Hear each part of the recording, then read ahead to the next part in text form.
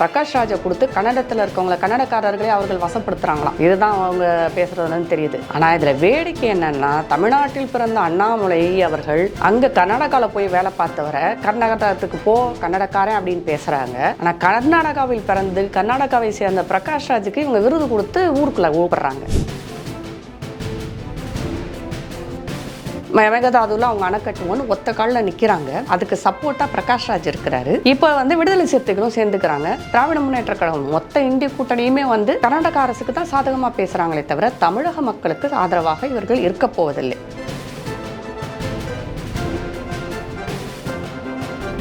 இவர் ஏன் பாஜக தமிழ்நாட்டில் கால் ஊண்டலை, சேரிகள் போய் சேரல, உண்மைதான் ஒத்துக்கொள்ள வேண்டியதான், சேரிகளில் போய் சேரல. ஏன் சேரல அப்படின்றது ஒன்று பார்க்கணும்ல. ஏன்னா அந்த அளவுக்கு அவர்களை முட்டாளாகவும்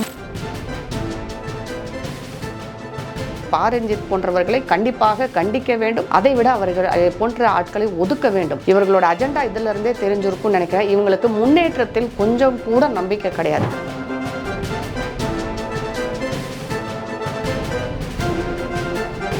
தேர்தலில் இந்த மாதிரி அண்ணா திராவிட முன்னேற்ற கழகத்தை சேர்ந்தவர்கள் எந்த வேலையும் பார்க்கலன்றது தான் பாஜகவுடைய குற்றச்சாட்டாகவே இருந்தது.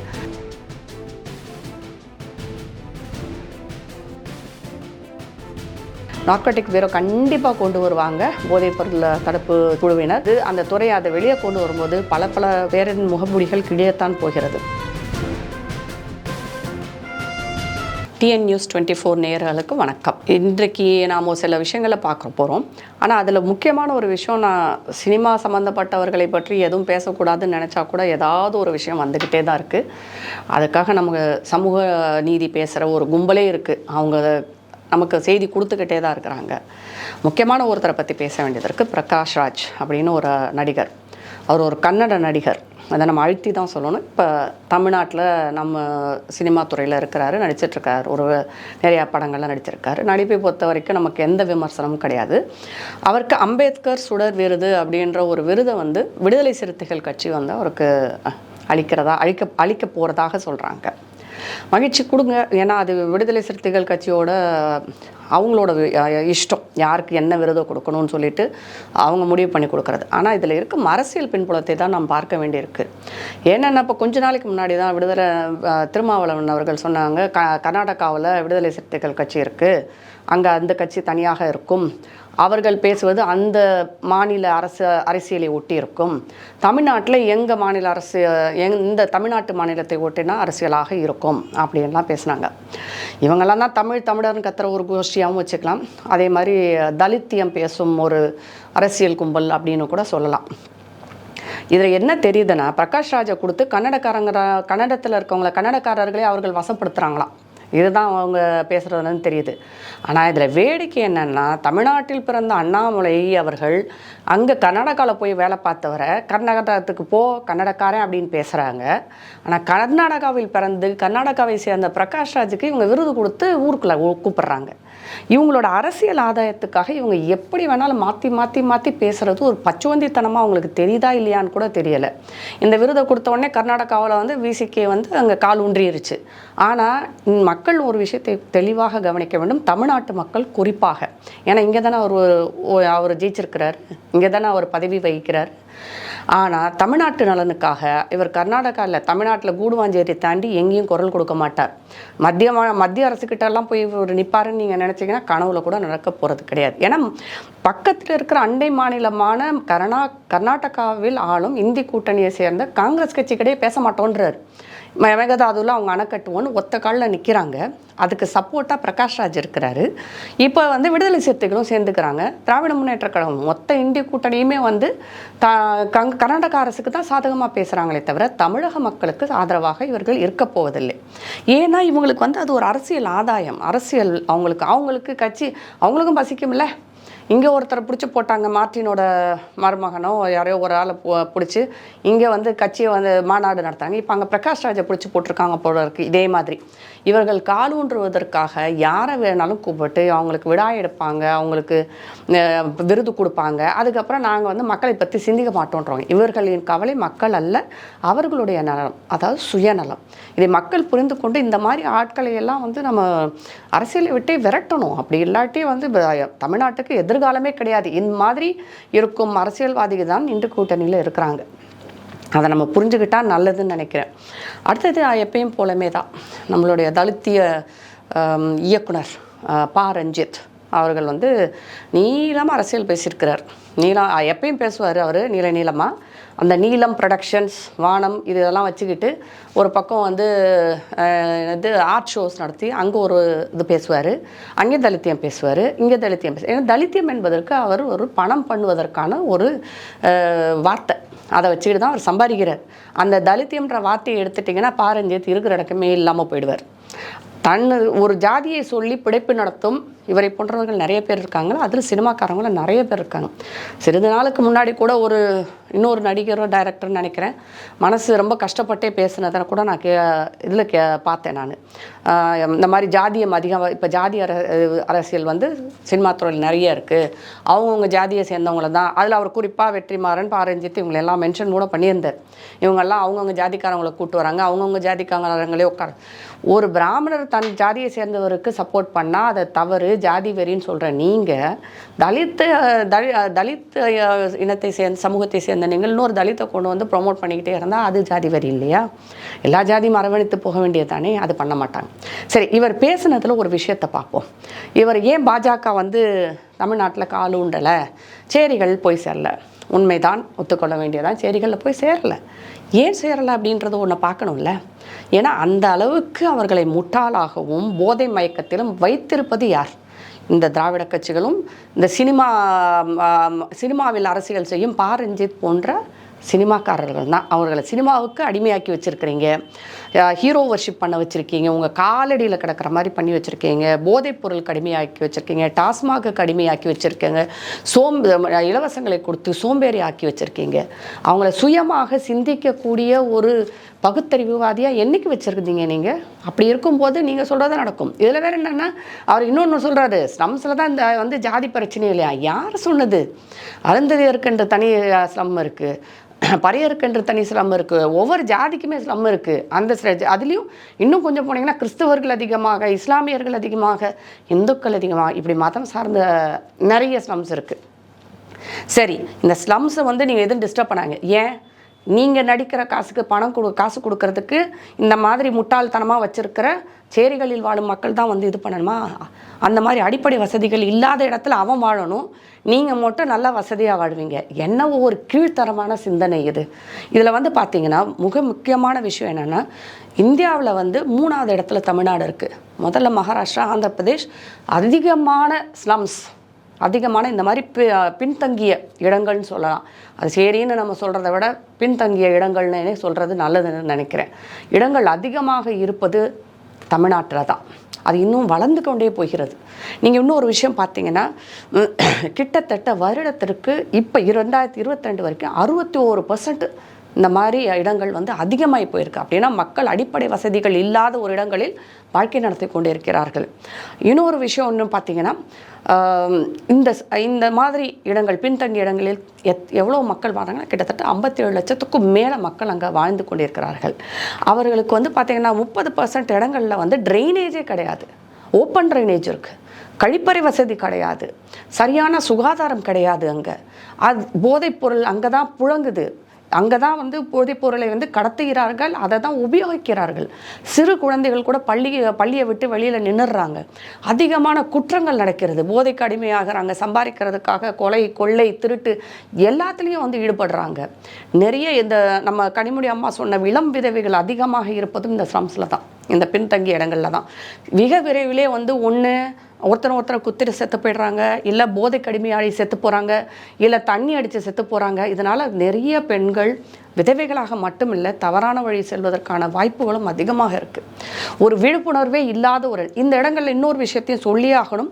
இந்த இடங்கள் மதம் மாற்றுவதற்கான ஒரு மிகப்பெரிய இடமாக நம்மளுடைய சிறுபான்மை மக்கள், அது குறிப்பாக சொல்லணும்னா சர்ச்சை சேர்ந்தவர்கள் அதை உபயோகித்து கொண்டிருக்கிறார்கள். இவர்களையெல்லாம் வந்து யூஸ் பண்ணிக்கிறாங்க, நிறைய மதமாற்றம் பண்ணுறாங்க இந்த மாதிரி. அப்போ நம்ம பா ரஞ்சித் என்ன சொல்கிறாருன்னா, இவங்களெல்லாம் முன்னேற்றக்கூடாது, இவங்க சுத்தமான சுகாதாரமான ஒரு நல்ல வாழ்க்கைக்கு வரக்கூடாது, இப்படியே இருந்தால் தான் நாங்கள் பிழைக்க முடியும், இவங்க வந்து சுகாதாரம் இல்லாத இதிலே இருக்கட்டும், அங்கே உங்கள் மதத்தை கொண்டாடுறது. பாஜக வந்து இதெல்லாம் மாறும், கண்டிப்பாக இந்த மாதிரி இருக்கிற ஸ்லம்ஸ் எல்லாம் மாற்றணுன்ற ஐடியா இருக்குது. கண்டிப்பாக மாற்றியே ஆக வேண்டும். எதுக்கு இந்த மாதிரி ஸ்லம்ஸ் இருக்கணும்? நம் அண்டை மாநிலமான கர்நாடகாவில் எத்தனை பார்க்க முடியுது? கேரளாவில் இருக்கா? இல்லையே. அப்படி இருக்கும்போது நமக்கு மட்டும் ஏன் இந்த மாதிரி நம்மளுடைய மக்கள், நம் தமிழ் மக்கள் ஏன் இவ்வளோ கீழ்த்தரமான ஒரு சூழ்நிலையில் இருக்கணும்? அவங்களும் நல்லா படித்து நல்லா முன்னேறி ஒரு பெரிய பங்களா வீடு வாசல்னு இருக்கக்கூடாதா? இதுதான் ரஞ்சித்தின் ஆசை என்றால் இதை விட மோசமாக பேசுவதற்கு வேறு எதுவுமே கிடையாது. ரஞ்சித் போன்றவர்களை கண்டிப்பாக கண்டிக்க வேண்டும். அதை விட அவர்கள் போன்ற ஆட்களை ஒதுக்க வேண்டும். இவர்களோட அஜெண்டா இதிலிருந்தே தெரிஞ்சிருக்கும்னு நினைக்கிறேன். இவங்களுக்கு முன்னேற்றத்தில் கொஞ்சம் கூட நம்பிக்கை கிடையாது.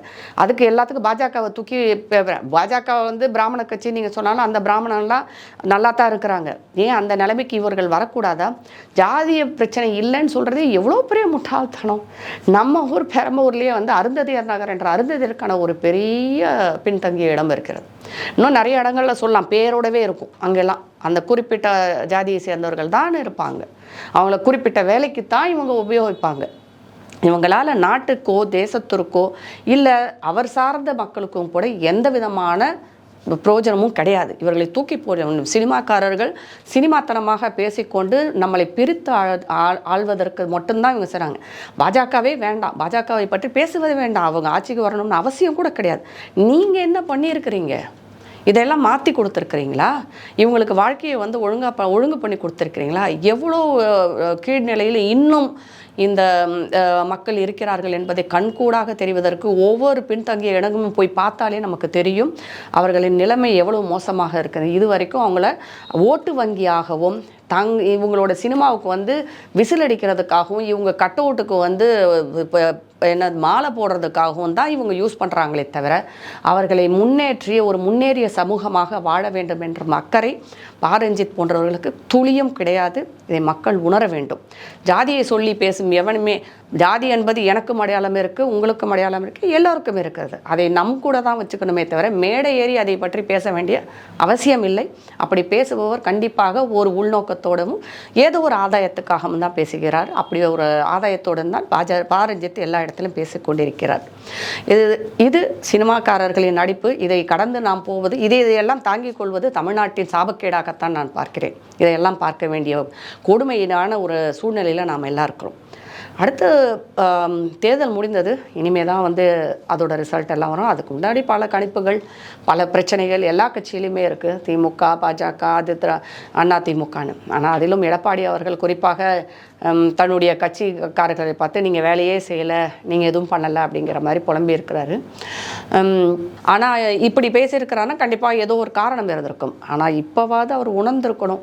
ஒரு கூட்டணியாக ஒன்றாக இணைந்து பாஜகவுடன் இருந்திருந்தால் அது வேறையாக இருந்திருக்கும். போன தேர்தலில் வந்து இந்த மாதிரி அண்ணா திராவிட முன்னேற்ற கழகத்தை சேர்ந்தவர்கள் எந்த வேலையும் பார்க்கலைன்றது தான் பாஜகவுடைய குற்றச்சாட்டாகவே இருந்தது. நாங்களே தான் போய் வேலை பார்த்துட்டு இருந்தோம், எங்களுக்கு எந்த சப்போர்ட்டும் பண்ணலை வைக்கலை அப்படின்னு சொல்லிட்டு இப்போ அவங்களுக்கு வேலை பார்க்காம இருந்திருக்காங்க. அப்போ நிறைய உள்ளடி வேலைகள் கண்டிப்பாக ஜூன் ரிசல்ட் வந்ததுக்கப்புறம் ஏகப்பட்ட விஷயங்கள் நடக்கும் அப்படின்ற மாதிரி தான் தெரியுது. எடப்பாடி அவர்கள் இப்போ விழிச்சுக்கிட்டு சரியாக போகவில்லை என்றால் 26 ஒரு கனவு தான். மறுபடியும் நாம் யாரை பார்ப்போம் என்று தெரியாது. இப்போவே வந்து அது எல்லாத்தையும் சரியான பாதையில் முன்னெடுத்து சென்றால் 2026 மக்களுக்கு எதுவுமே செய்யாத, மக்களின் அதிருப்தியை சம்பாதிச்ச திராவிட முன்னேற்ற கழகத்தை நாம் நீக்க முடியும் ஆட்சியிலேருந்து. அப்படி இல்லாட்டி அதுவும் ஒரு பகற்கனவாகவே போகும். அதுக்கப்புறம் வந்து நிறைய பிரச்சனைகள் பேசிகிட்டே வரும்போது மணிப்பூர் ஞாபகத்துக்கு வருது. மணிப்பூரில் நிறைய இன்னும் நீங்கள் டெய்லி பேப்பரில் மணிப்பூரை பற்றி விஷயங்கள் பார்க்கலாம். நம்ம அவர்களும் வந்து என்ன பண்ணுவாங்கன்னா மணிப்பூருக்காக வந்து நிறையவே போராடினாங்க. மணிப்பூருக்காக குரல் கொடுத்துக்கொண்டு இன்றும் இருக்கிறார்கள். ஆனால் மணிப்பூர் விஷயத்தை பொறுத்த வரைக்கும் பார்த்திங்கன்னா அது இன்டர்நேஷ்னல் ட்ரக் மாஃபியா. அங்கே ட்ரக்ஸு தான் அங்கே மெயின். அதற்கான சண்டை தான் அங்கே போய் கொண்டு இருக்கிறது. இனக்குழுக்களாக பிரிந்து அதில் வெளிநாட்டுக்காரர்களின் சதியும் உண்டு. அதுக்கப்புறம் மிஷனரிகளின் சதியும் முன்னாடி இருந்தது. அதுவும் தொடர்ந்து கொண்டே தான் இருக்கிறது. ஆனால் இதில் பார்த்தீங்கன்னா கிட்டத்தட்ட 1610 கோடி ரூபாய்க்கு கொஞ்ச நாளைக்கு முன்னாடி ட்ரக்ஸு பிடிச்சாங்க. அதுக்கப்புறம் பாப்பி கல்டிவேஷனை அறவே வந்து அரசு வந்து ஒழித்து கொண்டு இருக்கிறது. நிறைய இடத்துல நிப்பாட்டிட்டாங்க, ஒழிச்சிருக்கிறாங்க. அப்புறம் அதுக்கப்புறம் பார்த்திங்கன்னா ஒரு 370 தீவிரவாதிகளை கைது செய்திருக்காங்க. நிறைய பேரை சுட்டு, ஒரு 5-6 பேரை சுட்டு கூட கொண்டு இருக்கிறாங்க. ஏன்னா தீவிரவாதிகள் வந்து இப்போ தாங்கள் அடக்கப்படுகிறோம், ஒடுக்கப்படுகிறோம் என்ற தெரிந்தவுடன் பதில் தாக்குதலை அதிகரித்துள்ளார்கள். இப்போ சிஆர்பிஎஃப் ஜவான்ஸ் எல்லாம் சுட்டு கொண்டு இருக்கிறாங்க. நிறைய இடத்துல வந்து துப்பாக்கிச்சூடு நடத்தியிருக்கிறார்கள். இந்த மாதிரிலாம் பண்ணிட்டு இருக்காங்க. ஏன்னா அமைதி வந்துருச்சுன்னா சரியில்லையே. இல்லை பக்கத்தில் இருக்க மிசோரம் மாநிலம் என்ன சொல்கிறது, இங்கே ட்ரக்கை கண்ட்ரோல் பண்ணுறதுனால இப்போ எல்லாரும் எங்கள் ஊருக்குள்ளே பூந்துட்டு வராங்க, எங்களோட மாநிலத்தில் வந்து அமைதி கெடுதுன்னு. கிட்டத்தட்ட அங்கே இருக்கிற அந்த 7 மாநிலங்கள், குட்டி மாநிலங்கள் நார்த் ஈஸ்டில் இருக்கிறது எல்லாமே இந்த பிரச்சனையினால் பயங்கரமாக பாதிக்கப்பட்டிருக்கு. யாரால் பாதிக்கப்பட்டிருக்குன்றதையும் நம்ம பார்க்கணும். பக்கத்தில் இருக்க மியான்மர்லேருந்து வர்றது தான் இது. முக்கால்வாசி பார்த்திங்கன்னா இந்த ட்ரக்ஸ் கடத்துறவங்க எல்லாம் அந்த மியான்மரை சேர்ந்த அகதிகளாக தான் இருப்பார்கள். அவர்கள் குறிப்பிட்ட சமூகத்தை சேர்ந்தவர்கள். அதுக்கு ஒரு உதாரணமாக 2 நாளைக்கு முன்னாடி ஒரு 3.5 கோடி ரூபாய்க்கு வந்து ட்ரக்ஸை சீஸ் பண்ணியிருக்காங்க. அது எதுக்குள்ளே, பூசணிக்காயில் வச்சு கடத்தும் போது. அந்த பூசணிக்காயை தூக்கிட்டு வந்தவங்க பேரை மட்டும் சொல்லிக்கிறேன், அப்துல் கலீல். இவங்க 2 பேர். இவங்க எல்லாம் வந்து அங்கேருந்து ஏன் சிஏஏ வேணும் என்பதற்கு இது ஒரு உதாரணமாக கூட நான் சொல்வேன். ஏன்னா இந்த ரோஹிங்கியா முஸ்லீம்ஸ், அண்டை நாடுகளில் இருக்கிற முஸ்லீம்ஸ் எல்லாம் உள்ளே வந்து இந்த மாதிரி என்ன பண்ணுறாங்கன்னா, இந்தியாவை வந்து ஒரு தளமாக உபயோகித்து கடத்தல் வேலைகளை செய்கிறார்கள். இது முழுக்க உண்மை. அது கடலோரமாக இருந்தாலும் சரி, பிரதேசமாக இருந்தாலும் சரி, இந்த கடத்தல் வேலை, குறிப்பாக போதை மருந்து கடத்தல், அப்புறம் வந்து இந்த ஆர்ம்ஸ் சொல்லுவாங்க இல்லையா, அது மாதிரி ஆயுத கடத்தல், இதெல்லாம் பண்ணுறது அவங்க தான். அவங்கள எப்படி நம்ம உள்ளே ஏற்றுக்கிறது? இவங்களுக்கு வந்து நம்ம இந்திய கூட்டணி சொல்கிற மாதிரி அவங்கள வெத்தலை பாக்கு வச்சு உள்ளே கூப்பிட்டு சிட்டிசன்ஷிப் கொடுத்து நல்லா கடத்துறா ராஜானா சொல்ல முடியும்? கண்டிப்பாக அவர்களை வெளியேற்றியே ஆக வேண்டும். இவர்களை இனம் கண்டு அவர்களை கண்டிப்பாக முற்றிலுமாக அடித்து ஒழிக்கப்பட வேண்டியவர்கள். இல்லாவிட்டால் நம்மளுடைய மாநிலங்களான மிசோரம், மணிப்புரமில் அமைதி திரும்புவது மிகவும் கடினமாக இருக்கும். அங்கே இருக்கும் மக்கள் பழைய நிலைக்கு திரும்புவதும் கடினமாகிடும். இதில் இன்னொரு விஷயம் சொல்கிறேன். ஏற்கனவே நம்ம தமிழ்நாட்டுக்கும் மணிப்பூருக்குமே தொடர்பு இருக்குது. அந்த ட்ரக் மாஃபியா கும்பலில் தொடர்புடைய மாநிலங்களில் நீங்கள் பார்த்தீங்கன்னா கர்நாடகமும் இருக்குது, தமிழ்நாடு இருக்குது, எல்லாமே வருது. ஏன்னா இந்த ட்ரக்ஸ் எல்லாம் புழங்குற இடம் எந்த பாதை வழியாக போகுது என்றால் நம் பாதை வழியாக தான். அந்த ட்ரக் மாஃபியா சிண்டிகேட்டை பிடிச்சிருக்கிறாங்க. நம்ம ஊரில் யாரை பிடிச்சிருக்காங்கன்னு உங்களுக்கே தெரியும். ஏற்கனவே கைது பண்ணி உள்ளே இருக்கிறார். இவர் எல்லாத்தையும் வந்து இப்போ பெரிய விசாரணை போய்கொண்டு இருக்கிறது. எவ்வளோ பெரிய ஒரு லிங்க்கு செயின்ன்றது மிக விரைவில் வெளியே வரும். நார்கோட்டிக் பீரோ கண்டிப்பாக கொண்டு வருவாங்க, போதைப்பொருள் தடுப்பு குழுவினர். அதை கொண்டு வரும்போது, அந்த துறையை அதை வெளியே கொண்டு வரும்போது பல பேரின் முகமூடிகள் கிழியத்தான் போகிறது. ஏன்னா இந்த போதைப்பொருள் நம் எதிர்காலமே வந்து செஞ்சு போயிட்டுருக்குது. எதிர்கால இந்தியாவின் இளைஞர்களின் கேள்விக்குறியாக இருக்குது. எதிர்காலமே கேள்விக்குறியாக இருக்குது. அதை நாம் வந்து சரி பண்ண வேண்டும் என்றால் கண்டிப்பாக இந்த போதைப்பொருள் நடமாட்டத்தை அழிக்க முடியுதோ இல்லையோ கட்டுக்குள்ளாவது கொண்டு வர வேண்டும். அதற்காக துணை போகும் யாராக இருந்தாலும் எந்தவித தயவுதாட்சணையும் என்றும் நடவடிக்கை எடுக்க வேண்டும். நடவடிக்கை என்பது ஜெயிலில் போடுற நடவடிக்கையில், இப்போ மலேசியா, கல்ஃப் கண்ட்ரீஸில் போனீங்கன்னா மரண தண்டனை ஒன்று தான் அவர்களுக்கு தண்டனையாக கொடுக்கப்படுகிறது. அந்த அளவுக்கு நம்ம ஸ்ட்ரிக்ட் பண்ணாமொழிய இந்த போதைப் பொருளிலிருந்து மீள்வது என்பது மிகவும் கடினமான விஷயம். அதற்கு மக்களாகிய நாமும் இதை செய்யும் அரசுக்கு மட்டும்தான் நம்ம வந்து ஒத்துழைப்பு கொடுக்க வேண்டும். அவர்களைத்தான் நாம் தேர்ந்தெடுக்க வேண்டும். அந்த போதைப் பொருள் செய்பவர்களுடன் கைகோர்த்து செல்பவர்களும் நாம் தேர்ந்தெடுத்தால் நாமே நம்ம தலையில் மண்ணவாரி போட்டுக்கிட்ட மாதிரி ஆகிடும். அதை மக்கள் சிந்தித்து செயல்பட்டால் நன்றாக இருக்கும். நன்றி.